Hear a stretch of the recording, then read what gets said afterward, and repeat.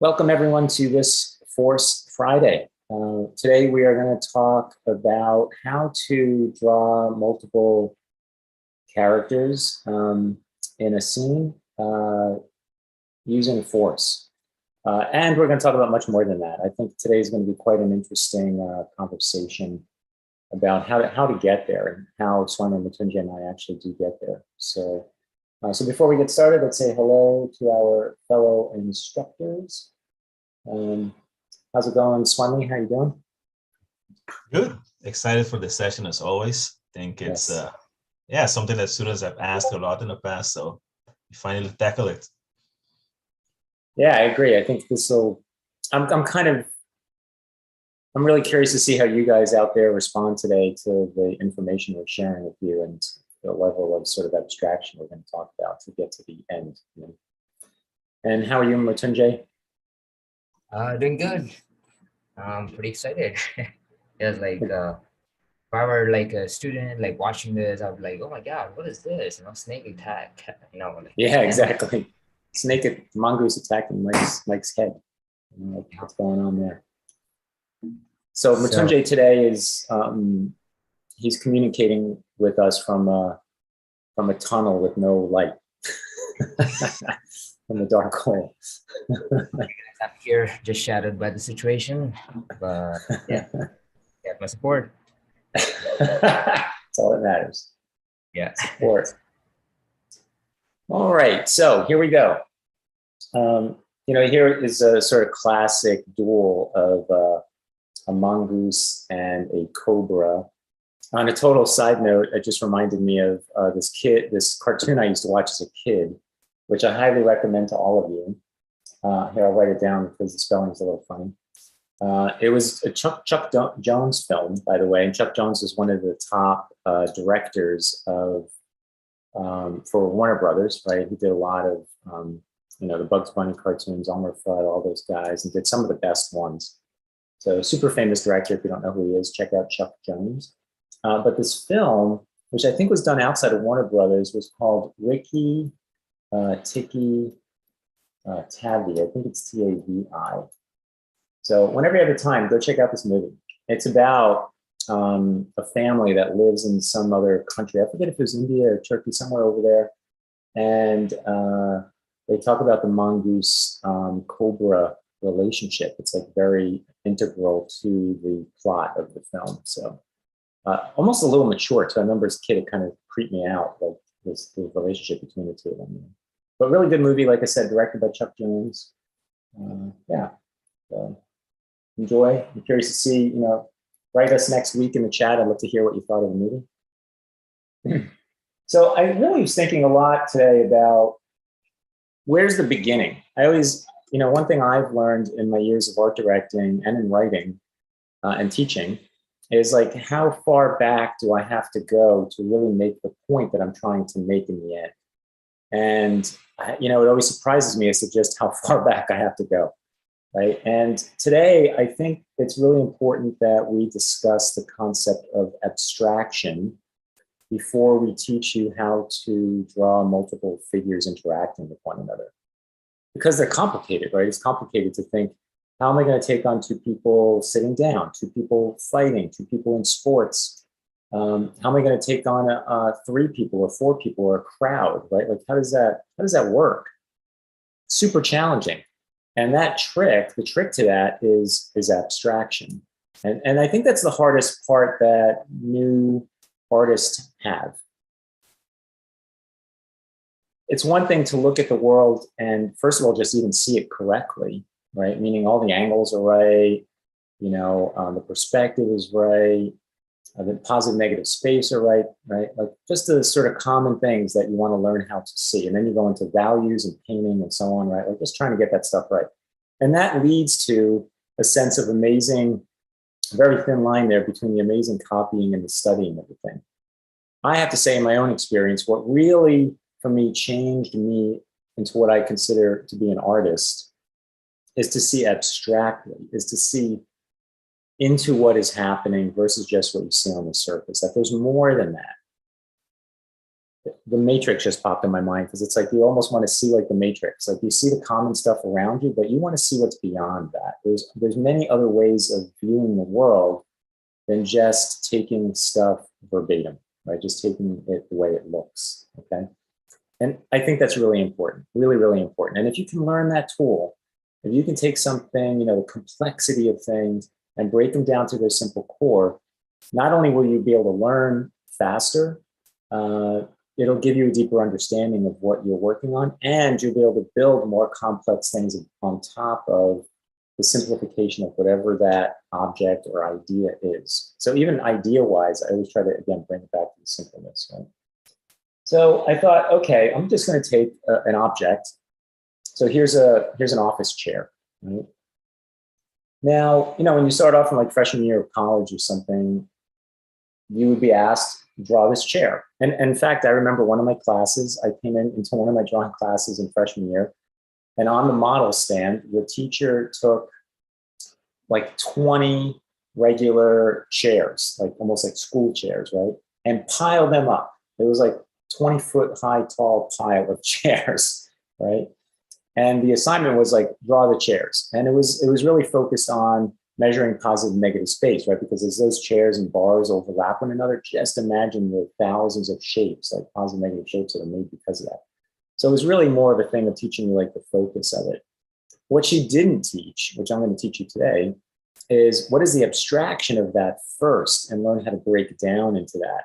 Instead, I just kind of went in there, picked a point, and then tried to make my way through it, which is another method, but I have to say, I think way more difficult, way more challenging. It's good as a practice on patience, that's for sure, and focus and seeing those details. We're going to do the opposite today. I want you to see the simplicity of things, right? So most beginners, if I said to you, draw this chair, you would draw this chair, right? And you would probably start in some particular location and try to get this and draw all the details. Maybe you understand positive, negative space, maybe not, maybe you've never been taught that, right? And you would just try to get this all correct, right? No understanding of perspective, form, any of that, right? Ergonomics, right? Like how and why this chair was designed the way it was. Why is this bar here, right? Like I think all those things actually make a difference as to drawing the actual objects. Like, oh, that's over there, so somebody can grab it on their side. This is what lets the chair go up and down. You also have this other device down here that you can turn, I think usually for the back of the chair, right? And the tension of it, it's usually the tension. So, there's reasons. Why is it on wheels, right? Like, why isn't it on all four legs? Why is it on 5 wheels? Why isn't it on 2? 2 wouldn't make sense, right? Because you would fall from one side to the other. 3 is not that great. 4 would give you a square, not so bad, but 5 is even more stable. It's more circular, right? More points. So there's reasons for all this. Whoever designed this put a lot of thought. Notice the lumbar region, right? Notice the extra support in the bottom, right? Somebody sat here and designed this chair and figured it out. So in a sense, that I just went through with you very quickly the abstraction of function on this chair, right? Somebody has to sit. It has to have this cushion. It's got to be able to go up and down. It's got to have a tension piece. It's got to support the human body. That's all ergonomics. It's, fighting gravity, right? It's all this sort of what sounds like common sense, right? I'm giving you a lot of common sense stuff here. The trick is don't take anything for granted. It is common sense, and be aware that everything is made to this common sense, and the best things in the world are the ones that you don't think about that because it's designed really well, right? So as an artist, getting back to abstraction. So we talked about functional abstraction very quickly here, right? And that's force, by the way, in the figure, right? Is this abstraction. But can you see the chair like this, right? An abstraction of the chair. We start to lose all the details. It gives me the general silhouette, very general silhouette, right?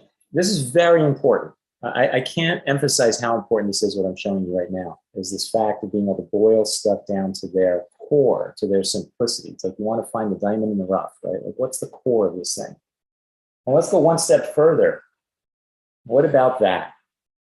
Maybe this is how I start my sketch of the chair, right? I just start thinking, I want a big upper piece and I want this kind of base. And there's like this pinch point as to how those two things meet. And it kind of leans back. Very, very simple, very, very simple. A few years back before COVID, I did a lot of traveling and teaching during summer months usually. And I was in Barcelona, and they have an excellent Picasso museum there, right? Who's Spanish, so this amazing Picasso museum there. And I'm 52, and I bring this up because they showed the piece where Picasso changed from being a realist to an abstractionist, and he was, I think, like 54 years old. So at my age, imagine me doing all the work that I've done in my career and everything that you guys know about, and then all of a sudden, in another 2 years, I just go boom, and I totally change myself into this other thing, which who knows may happen. I have no idea, right? But he was a realist, right? So he knew how to see. He could understand the reality of things, perspective. He had all the skill, right? He had all the skill. And suddenly he was like, you know what? I see the world in a different way. I'm past this. I'm beyond this. So it took him. He started like painting at all about 14 years old. So it took him all those years, right? About 36, 40 years to get to what I'm showing you here on the right-hand side. So I'm trying to teach you this now, right? Not at 54, right? To be able to go from the realism on the left-hand side to this other perception on the right. Mm-hmm. Very, very, very important, okay? So, and like I said, any questions you have, always put them in the chat. Let's see, don't forget to drop them. Yeah, thank you, Tim J. My perception reality is about, yes, it is. That's the whole thing here. Trying to change your guys' perception. So let's take this further. Look at this abstraction. Right? I don't know if you guys did this. I remember doing this in elementary school, right? You got magnets, and then they gave you these metal filaments, right? And you could see the force of magnetism, right? All of a sudden, what was invisible, right, became visible, right? Like you can't see the magnetism. It's invisible to the human eye. But when you take these filaments, suddenly you could see, which is miraculous, really, if you think about it, right? This is invisible force sitting there. And by putting these metal filaments down, look at the pattern it takes on, right? Look at the amount of energy it has, how the magnets relate to one another, right? So there's a magnet here. Let me get a new layer. There's a magnet here. There's a magnet here. And you can see that these are not attracting to one another, right? These are the same, right? So let's say this is positive and this is positive versus positive and negative. So they're pushing off of one another. So you can see there's nothing in here. This is force, right? The force of magnetism. And these are all exploding outward, and they start making their way to the other side to get attracted to that point instead, because here they can't get in here. They want to. You notice here how much is sticking to the side. So they want to get attracted to that magnet there, but they can't get in here because of those two opposing forces, right? So you could almost say this is like a directional force, or these two applies at the end, and they're just boom, right? They're just pounding into one another, and there's this explosion coming out of those opposing forces that's pushing everything out, right? Really important. Be aware of this. This is like abstract thinking you can bring to your drawing, right? So I love that example. I always think of force in nature. You know, I brought up before that I think of like natural disasters a lot. I know it sounds weird, but natural disasters are huge amounts of a large scale of force on the planet Earth, right? Like the biggest force that we all can't negate is gravity. But ironically, we can't see the gravity itself. It's like magnetism, right? I can't see it. It's not visually tangible. Yet there's evidence of it everywhere. Again, I'm sitting in my chair, all my computer equipment is sitting on the desk, right? Swami's not over there floating around in outer space, right? Like we're all like seated in our positions because gravity's pulling down on everything, right? So you don't want to ignore that. You want to remember that. So there's this sense of tactility, you know, and sensitivity and touch and awareness that I want to help you generate, right? To strengthen. So in this top image, you know, we have these waves crashing on rocks, right? So, you know, we have these rocks here, there's rocks here, there's probably other rocks like underneath here. And this wave came in, right? So this force of mass, in this case, water, right, comes smashing in here, and the rocks are rocks, right? They're not going anywhere. Like they are so solid that their force is like super stiff, right? They're locked in there. Nothing's going to happen to them. They're not moving, immovable, right? And then you have this liquid mass come in with all this force. And what do those rocks do? Man, they explode the water into particles, right? You can see here right? Like just little dots, right? Just mist. Think about the water has been broken into mist, right? That's how atomized it's become by smashing onto something as immovable, as immobile as a rock with all of the force of that water. Now, if the water had hit it more gently, right, or just kind of slowly streamed over it, it wouldn't have exploded, right? So when you see an image like this, be aware of just how much force that water had to have to get atomized like this, right? To get totally annihilated into such small pieces. So this picture I thought was interesting because here we see opposing forces, right? You have the force of one wave coming in, force of another wave coming in, and the explosions happening at the top, almost like a volcano, right? So you got two opposing forces coming in. You know, they're going to hit like this. If you can see me in camera, like they're going to go like this. And their opposing forces only have one way to go. They can't go down because the mass of the water is there, and water is thicker than air. So where does it go? It goes up, right? It's going to go up. If this were two streams of two hoses shooting at one another, then sure, you know, if you had a hose of water this way and a hose of water this way, they can go in all different directions, right? Here, if we put this in perspective, we make this ellipse, right? And they would go in all different directions, right? But here, we can't go down because it's too thick, right? So it's got one way to go. It goes up and it's going to left and right like a fan, and everything's exploding out. Important to be aware of this, right? Just not to look at a picture of two waves crashing and seeing the crash, but instead, again, trying to look at the world and the physics of the world through force. Force is this huge component of physics, right? Like how's all this stuff working? And that's exciting, right? It's super, super exciting to understand and look at the world through that space. And that's really what we're teaching, by the way, week in and week out.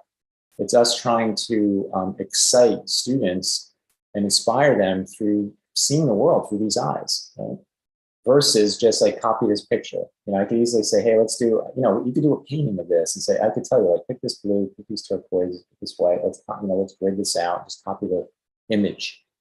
So lame, right? So lame in comparison to everything I'm talking about, right? Like, think about the energy of it, the fluidity of it, the physics of it, right? And building your sensitivity to this because I want you to bring it over to drawing figures, drawing animals, right? Doing your own composition, doing your own paintings.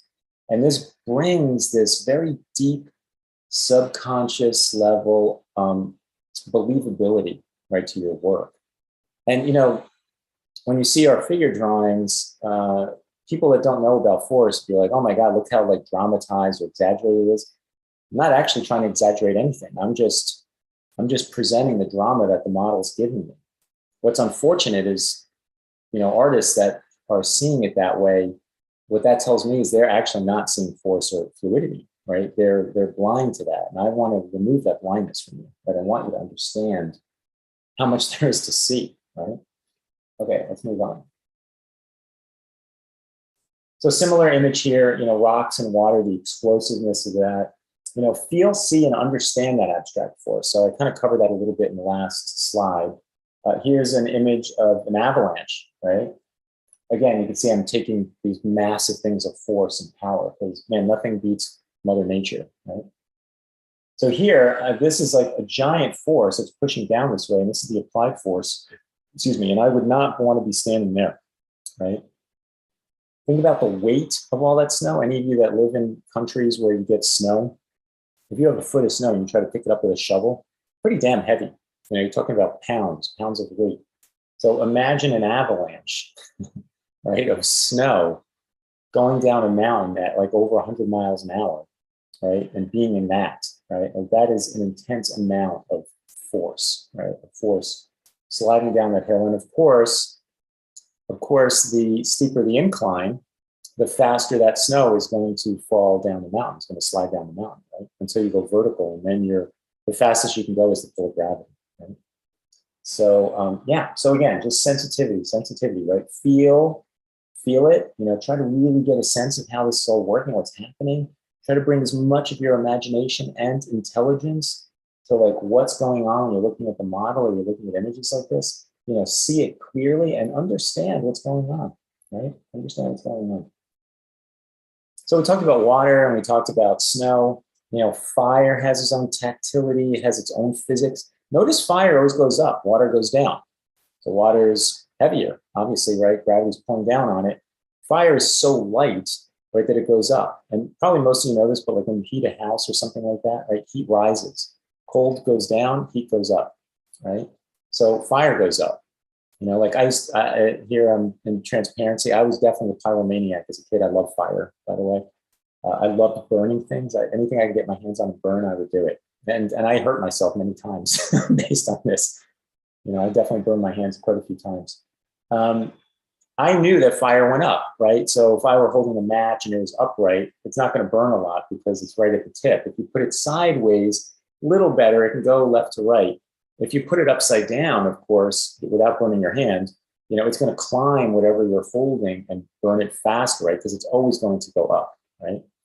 But think about the force of that, the lightness of it, the fluidity of fire. You know, what does that feel like, right? That's very different than, again, water in a stream and how it flows through a stream. Its heaviness, its mass, its thickness. And then I love this, this picture of the cigarette burning here. It almost feels like a Leyendecker painting to me, quite frankly. It's so beautifully designed. The smoke is so naturally beautifully designed, right? But it has force and fluidity in it. It's got its own sense of, you know, of rhythms. When I look at this, you know, like this all like sweeps up here. It goes into this curve. It sweeps up here. You can see all this like this flowiness, right, of how it's like moving through the air. So eloquent, right? So beautifully done, right?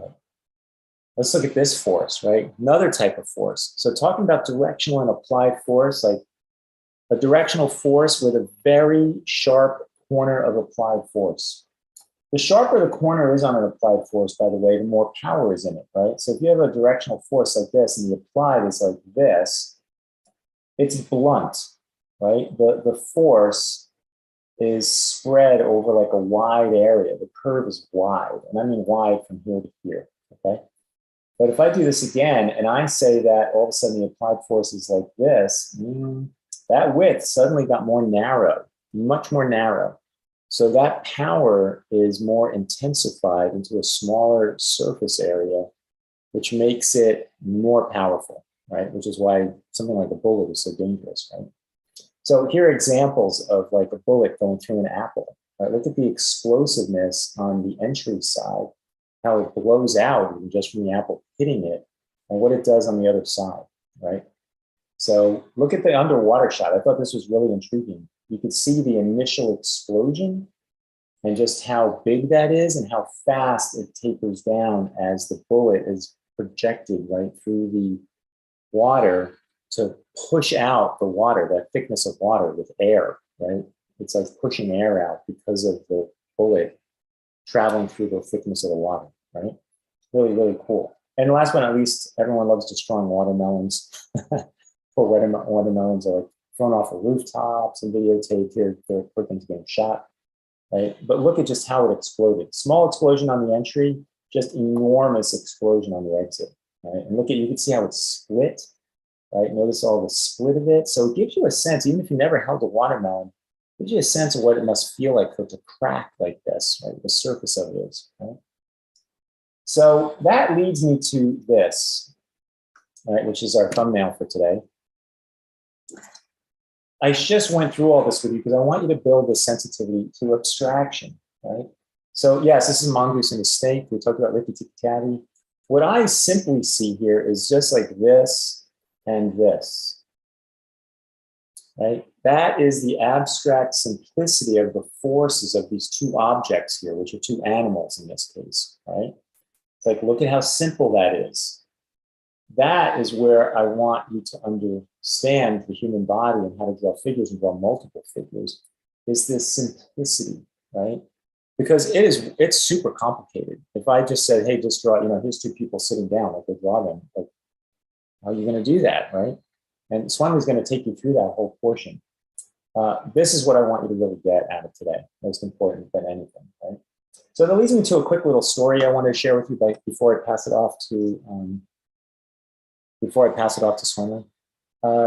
So I was graciously reached out to around 2008, I think 2009 or so, by a guy named Jason, who is one of the head animators on Megamind, And I later found out from him that he was one of the animators on Gollum from Lord of the Rings. Now he was working at DreamWorks in the San Francisco area where I used to live.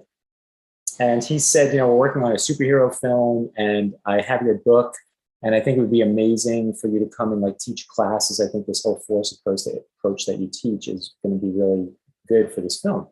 So long story short, you know, I would go down to Redwood City every like month or so and I would teach forest drawing workshops there. But what I loved more than anything is they also gave me the opportunity to look at animation that was being created for the film. So I was teaching the animators and they would bring in shots, right? And I would get to redline those shots and do exactly what I just showed you here, right? It's like, hey, you have this character coming in this way, you got this character coming in this way. Be aware of the abstractions of those characters and how they relate to one another. What are their forces? Because, you know, it's not like those animators were going to become amazing force drawers in a couple of workshops. So I tried to teach them, you know, even if you can't draw the characters per their designs and get their anatomy and all that stuff correct, even if you can just, you know, be aware of the abstraction, it's going to help you animate, right? And you can thumbnail like that, right? You can just simply say, like, look, I have this guy going in like this, right? What's the next shot? Does he finally get like pushed stronger? Do they make contact? Does maybe the character on the top kind of slip over and down as this guy's pushing up? You see, it's super abstract, right? It's just the simplicity of these forces and how they relate to one another, right? That we really want to understand. And that's, again, what will allow us to work with more sophistication. But for Swanli Mrityunjay and I, this is at the core of everything we teach.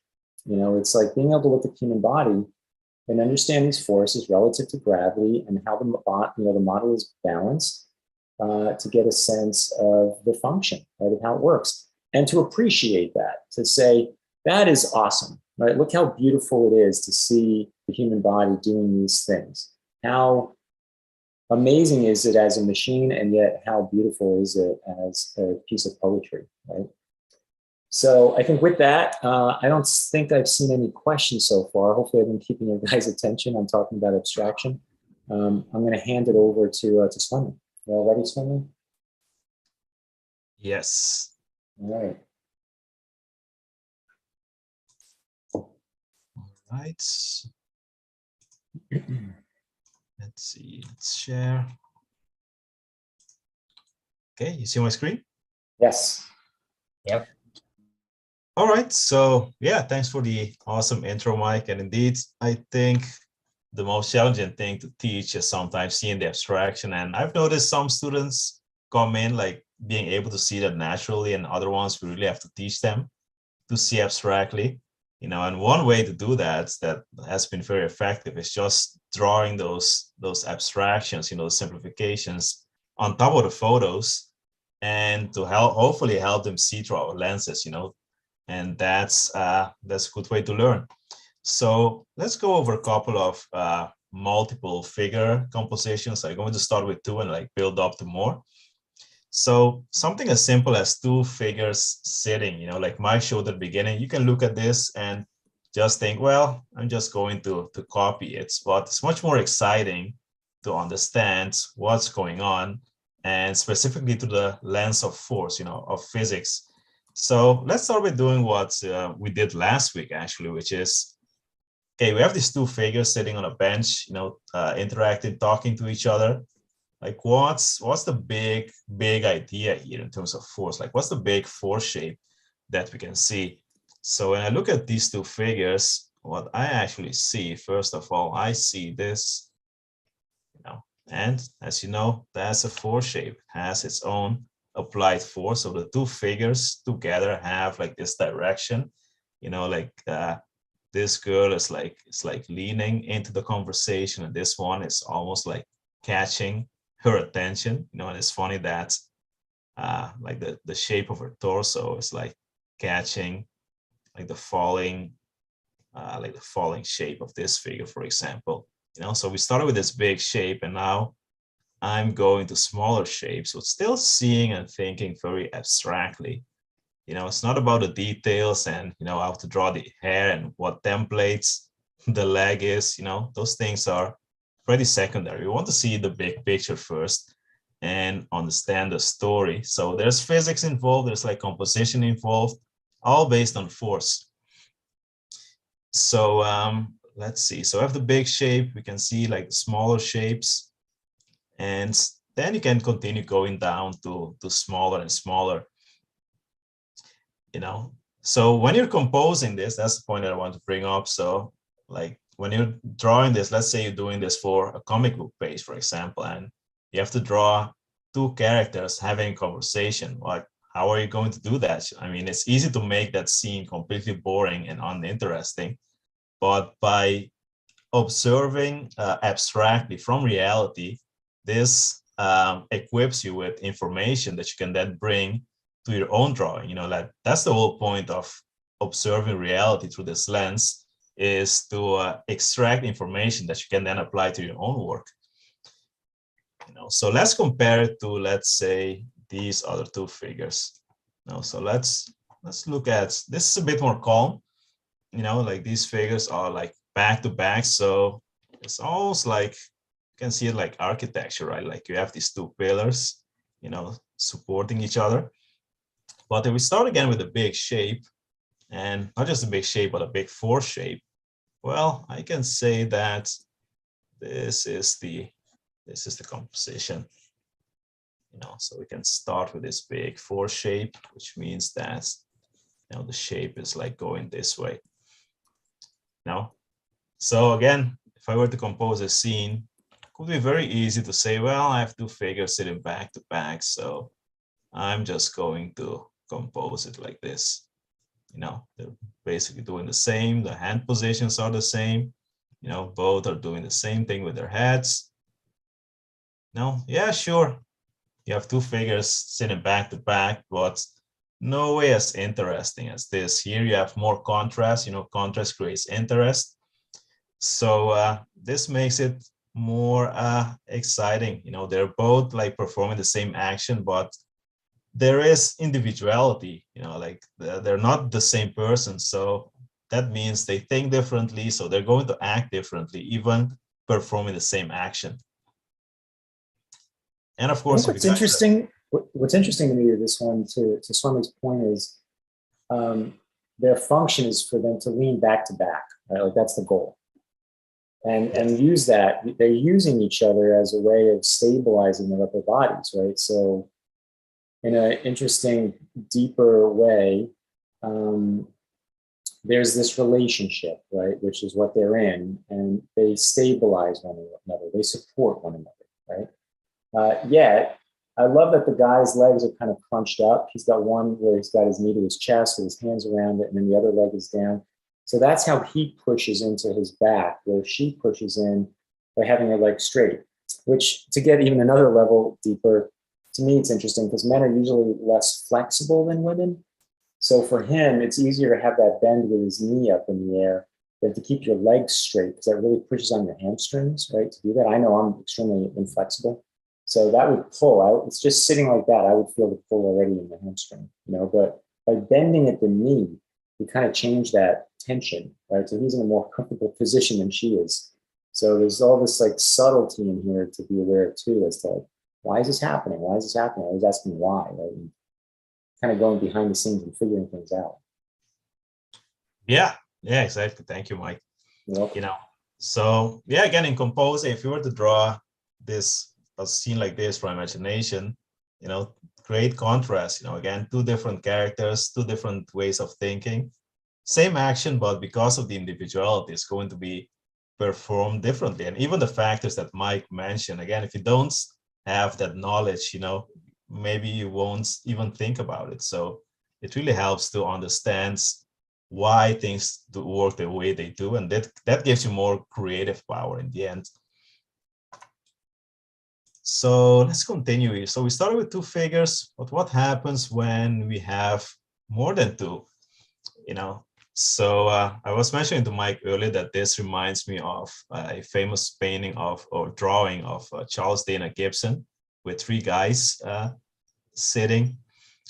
So again, starting with the big picture, right? What do we see? So what's the big shape here that you can see? Well, like this guy is like leaning in. So that makes me want to say, well, let's see if we can start creating a big shape. So this is already, as I'm drawing the line, notice that this arc right here, this is falling down.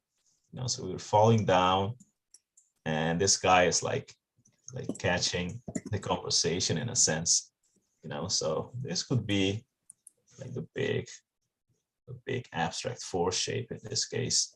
So it's about going over all the heads and then falling down to this side. And as I was looking at this picture, I thought, well, I mean, if this was staged for a stock photo, all these four figures could have been sitting in exactly the same way, doing exactly the same thing, but that would have made for a very boring and uninteresting shot.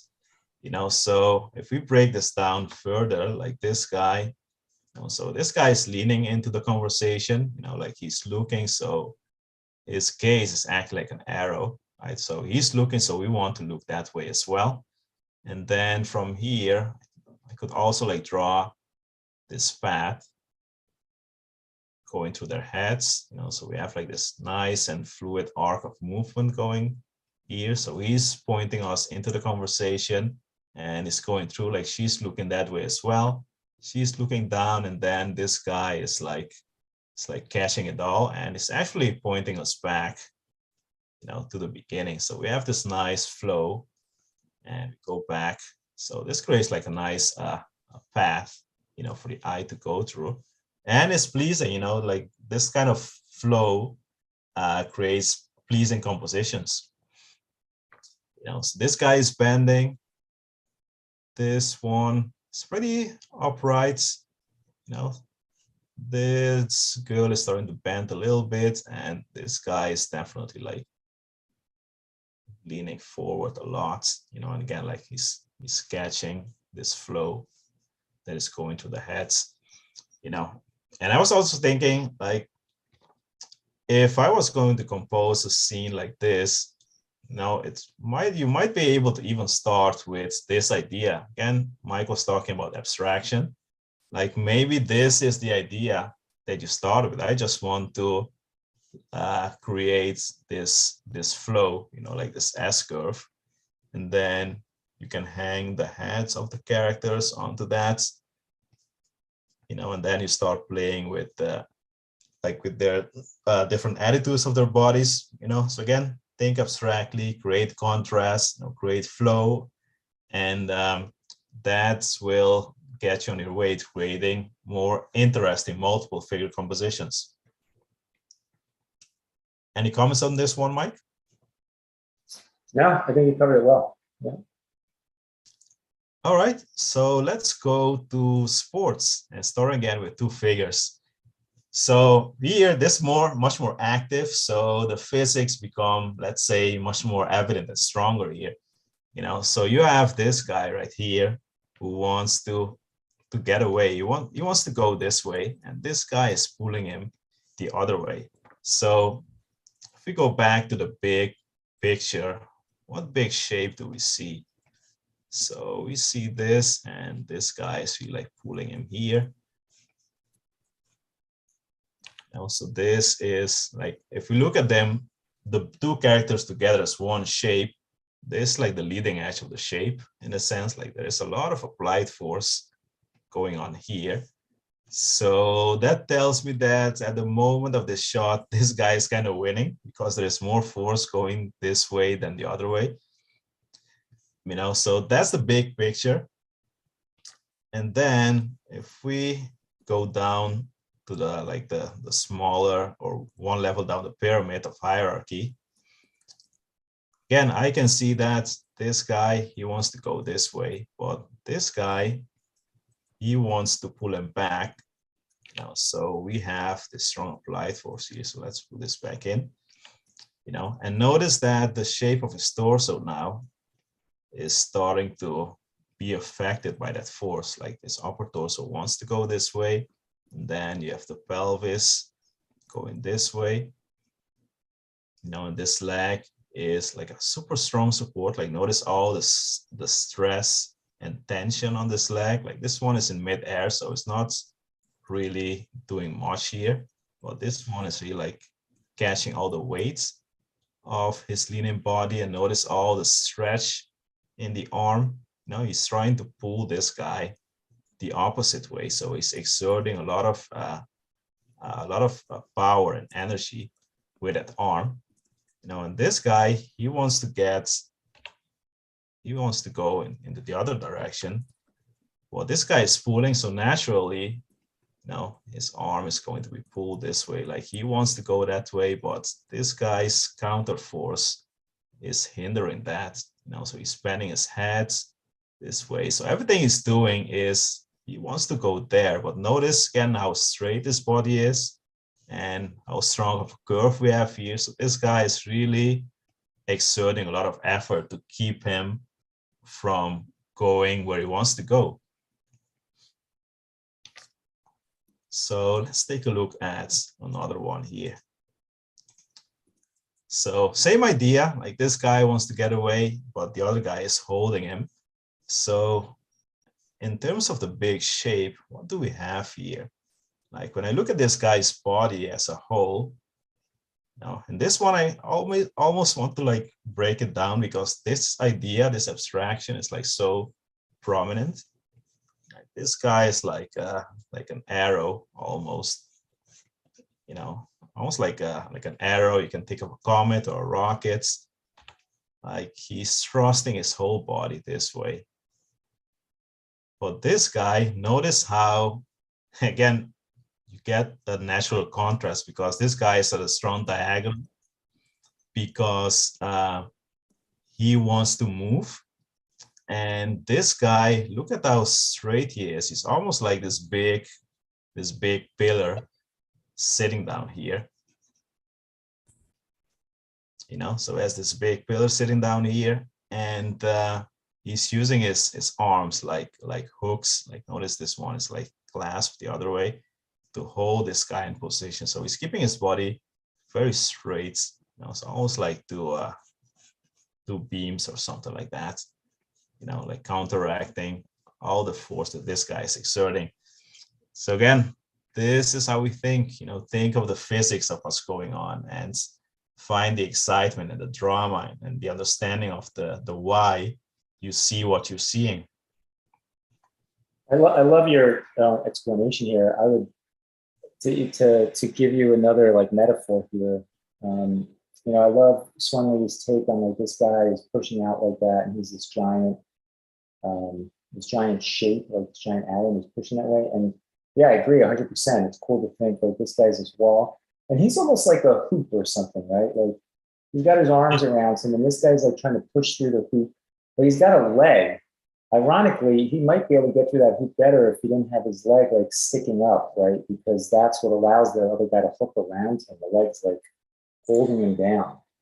But he needs it, right? He needs it there. His feet are on the ground, he's balancing, that's how he's pushing forward. And, it's just the way it is, right? So it allows the guy sitting down to grab onto him.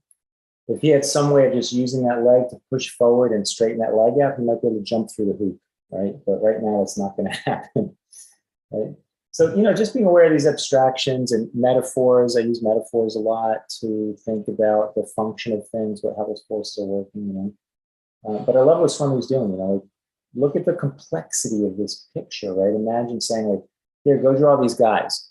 Some students will go in there and just try to basically grid this out, copy these two figures, but we're trying to teach you this whole other idea of seeing abstraction, in this case, abstract forces across numerous figures, right? That's today's subject. And this is such a great example of this like L-shaped floor and wall situation with one guy and the other one trying to escape that because there's this hoop attached to that wall, right? And he's trying to get out of it. Right? So good. Yeah, and as we were talking, like I'm paying attention to what we're saying, and notice that we use a lot of analogies and metaphors. Those are all things to help strengthen your ideas. And again, if you can do it here, you can observe it from reality, then you can, like, this becomes like your normal way of thinking, and then you start bringing that to your personal artwork. And then it's going to explode with excitement and creativity, because you're not just drawing like stiff figures, standing in places, or just focusing on form, for example. Like there are more exciting things going on. So let's see. So let's go to 3 figures. Again, I notice all these guys trying to get away, but they can't. But notice that we have a big shape here again. So I see this. Draw this a bit more fluidly. So notice the big shape that we have here.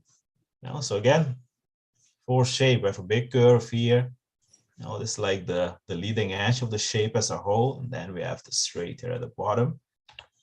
So when I look at these 3 guys, the first thing that I see is this, and all the rest is secondary. So after we have seen that big shape, I can start breaking it down. So let's look at the figures, as you would like normally draw them. So this guy, again, he wants to get away. So notice that his torso, now notice how I'm drawing the line. I'm aware that there's a buildup of energy right here, because this is the direction that he wants to go. So he wants to go that way, but this guy is holding him, and this one, he's still like being, like judging by his body, he's still being pulled this way as well. So he's just in middle of the process of holding this guy, but this one, he's starting to go the other way. So if you look at his torso, notice that he's going this way. We almost have to figure out if that guy is winning or losing the battle. Right? Yeah. It seems like, you can tell he's trying to pull to the right, but he's falling to the left. Yeah. Right? So the guy in green's winning. He's doing his best. He's going the counter direction, as you just said, Sonny. But he's not winning, not yet. Yeah, I would agree. And I think the big giveaway is, again, the big shape we started with. Like, notice that the shape as a whole is still going this way, so that tells us that this guy is indeed still on the winning side. Maybe a couple of seconds later, when these 2 combine their energies, they're able to counteract all the pulling force of this guy. And that is most likely going to change the shape, because the situation, the physics have changed. So the big shape is going to change as well. So this guy is doing his best, like all his body is trying to pull this way. He's trying to, most likely in the next frame, he's going to like put his knee on the ground as an extra support. Now he has more power to help him like produce enough counter force to keep this guy from moving. So everything wants to go that way. This guy is definitely being pulled. You can see it in the clothing. Like, notice it's creating that S curve in the torso. Like he is supporting himself here, but he's still tipping over. Like most of his weight is here, and there's no support for it. So he would have to quickly use this leg to like catch himself and maybe have a winning chance. So 2 against 1, if they work correctly, they should be able to stop this guy. Let me look at the time. Still have a couple of minutes left. Yeah, I want to quickly thank Valerie too. She just put a fun little Foxy sticker out there. Thanks, Valerie. Awesome. Yeah, thank you. I wanted to say one quick thing about the other picture. Imagine having watched this in real time.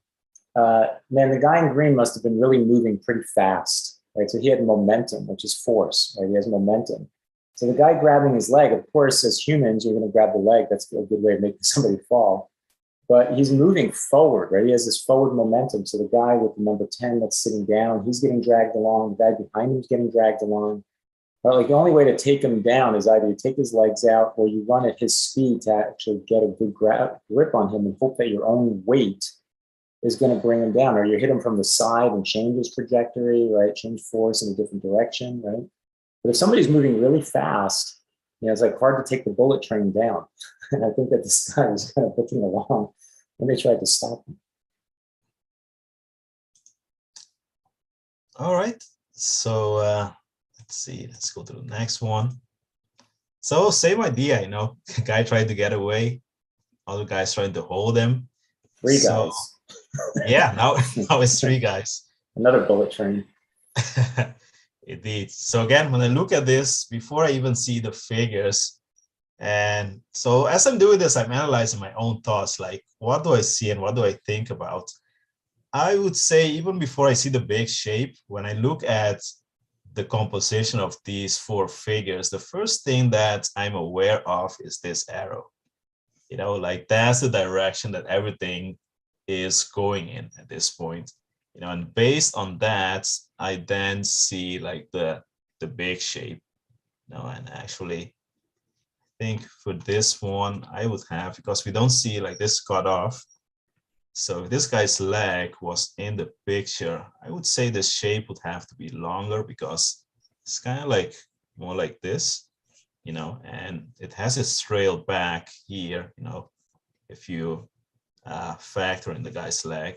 So this would have to be longer, you know. So first of all, I'm aware of this arrow of applied force and how it's like leading the whole four guys into a certain direction, you know. And based on that, that gives me an idea of the shape. Now I know, well, the shape of the guys together is going to go that way. Yeah, I'd love to interject with quickly, you know, you use the word leading. And, you know, that guy's like forehead and upper body is the leading edge, right? Which is something we teach at drawingforce.com. And Yes. it's so powerful here that it affects three other human bodies. Their whole human bodies, right, are being dragged along based on the leading edge of that one guy. Their poses are defined based on what that one guy is doing, what his leading edge is doing, what direction it's going in, right? That's how strong it is. Yeah. Also, one thing, sorry. Oh, Also, go one ahead. thing you guys might have observed is like, look at this, like they're formed like an arrow again, like pointing like this kind of direction. So it's also like a very, it's kind of like a Easter egg for composition. It's like, oh my God, no, they're like going that way in a Yeah, way. Yeah. yeah, it's cool.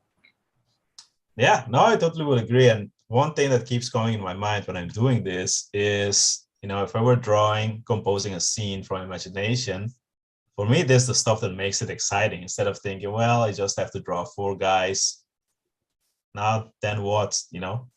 But if you think about the physics of it and what's happening, the drama and the action, that's exciting, you know, and that excitement will bleed its way into your drawing.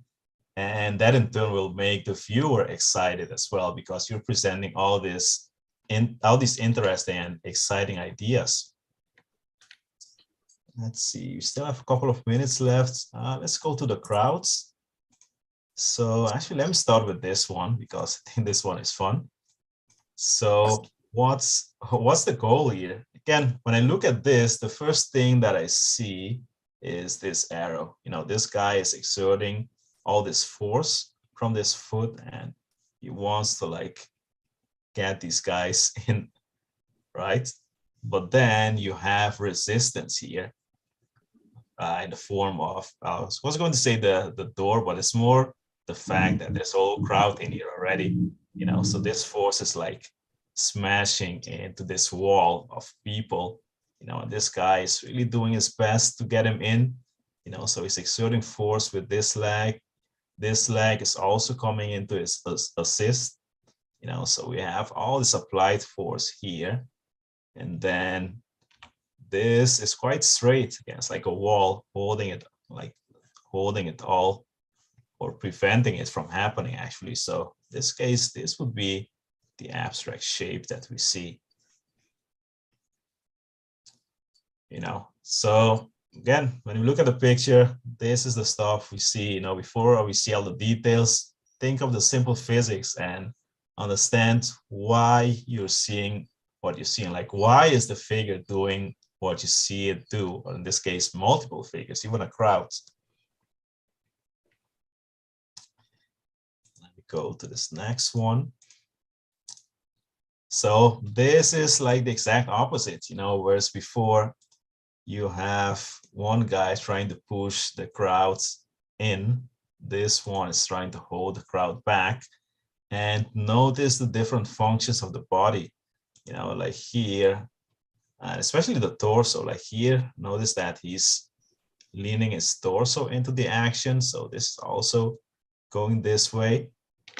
But if you look at the other picture in contrast, the torso is still working as a C curve, but notice that now it's the opposite function because the applied force is going into the picture. Now, Yeah, in this one, what's interesting between the two is in this one, the guy's using his legs as the barricade of leverage, and he's pushing up into his hip. Like that's really the strong spot. You can see his upper body's actually getting bent over, right? He's losing in the upper body, but his legs are like a bipod, I guess, like locked down on the ground. So the friction in his shoes is holding position. In the other image with the train, the guy is leaning his torso down into the ground to have gravity help him push forward, right? Because he's leaning his body down.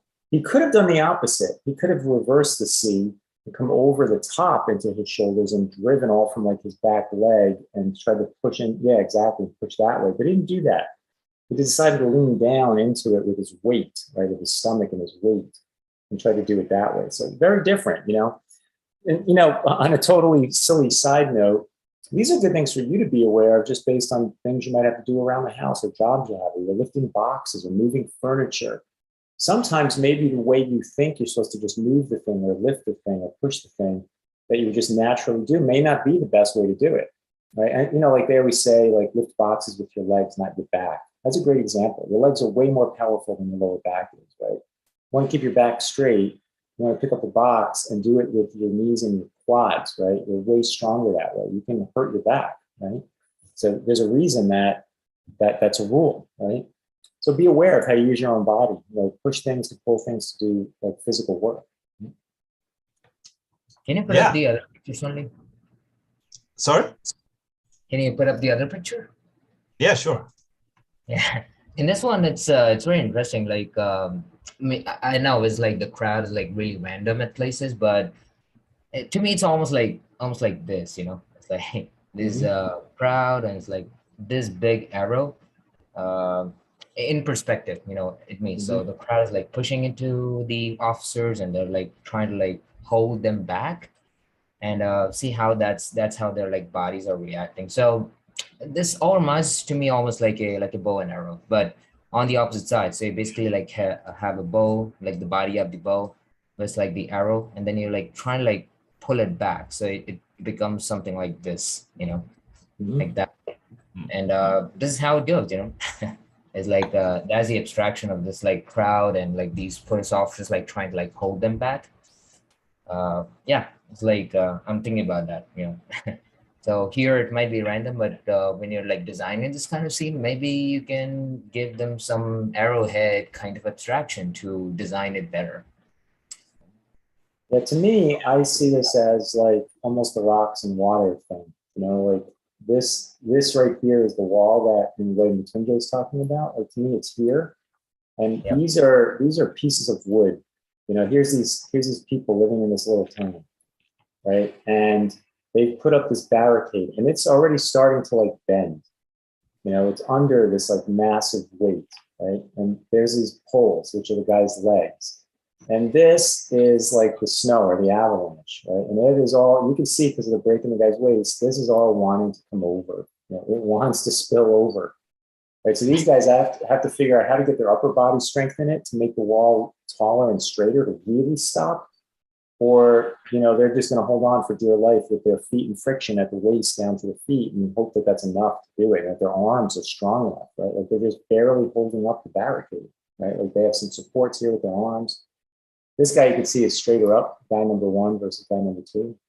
So that's kind of the fiction I see behind all this. And to Swanley's point, just to be clear about this, you can start compositions like this. You could say, I know I want a crowd. I want to think about them spilling over. I want this to feel like it's, like this top part is falling, but this bottom part's holding up. And here's like this big blob that's going to be the crowd. Like this is how I can start it. You know, it's just very abstract, a little bit of form in there, lots of force. Simple though, simple. And you can brainstorm in that space because it is so simple, right? Yeah. Yeah. Thank you guys. So, yeah, I think, to your point, starting a composition like that is, again, far more exciting than thinking, well, I have to draw crowds being held by two officers. And then what, you just start drawing some mannequins maybe in place, but that's going to be boring both to look at and to draw. Like this is way more exciting. Thinking about the physics and metaphors, and then the excitement bleeds over into your drawing, and that bleeds over into the audience. Exactly. Yep. Dead on. Yeah. I see it's time, so I'm going to give it back to you, Mike. Well, I'll end here with the camera on us. Thank you, Swami and Mrityunjay. Great job. I hope that this inspired all of you. We really want to share with you today is, again, this concept of abstraction. I'm sure this isn't the first or the last video where we will talk about this. I'm really passionate about this, and so are Swami and Mrityunjay, as to how important it is to you being an artist, to you being able to see the world in a different way. And here we talk about abstraction of physics and shape and how those two things come together. And we had a couple of questions about composition. Yes, it can lead into composition and design, especially when you have things that are moving, there's physics, involved, which is almost in everything, which doesn't matter if it's a forest or a mountain or two people having a boxing match, there's still this element. So thank you again, everyone. Have a great weekend, and we will see you in 7 days. Take care, guys. See you Bye, guys. guys. Take care. See ya.